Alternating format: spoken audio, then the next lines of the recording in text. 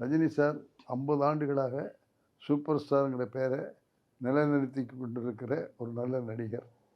அவரை பற்றி இன்றைக்கு சொல்வதில் நான் ரொம்ப மகிழ்ச்சி அடைகிறேன்.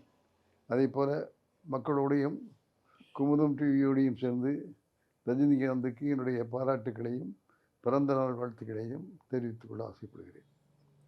ரஜினியை பொறுத்தளவு இயக்குனர் சிகரம் பாலச்சந்தர் சார் தான் அறிமுகப்படுத்தினார். அவர் அறிமுகப்படுத்துகிற போது அவர் சவுத் இந்தியன் ஃபிலிம் சேம்பரில் ஒரு ஃபிலிம் இன்ஸ்டியூட் வச்சுருந்தாங்க. அந்த இன்ஸ்டியூட்டை தான் ரஜினி சார் ஆக்ட் பண்ணிகிட்டு இருந்தார், படிச்சுக்கிட்டு இருந்தார். அங்கே கோபாலின்னு ஒரு பத்திரிகையாளர், இந்த மாதிரி ப்ரொஃபஸர், அவர் பாலச்சந்தர் சார் அங்கே ஒரு விழாவுக்கு வந்தபோது ரஜினியை கொண்டு போய் அவர்கிட்ட அறிமுகப்படுத்தினார். ரஜினி சார் அவரை பார்த்த உடனே, நீங்கள் நாளைக்கு ஆஃபீஸுக்கு வாங்க அப்படின்னு சொன்னார். அதை பார்த்த உடனே பாலச்சந்தருக்கு அவர் நடிக்கக்கூடிய ஆற்றல் உள்ளவருங்கிற மாதிரி புரிஞ்சுக்கிட்டார். அதுதான் பாலச்சந்தர்.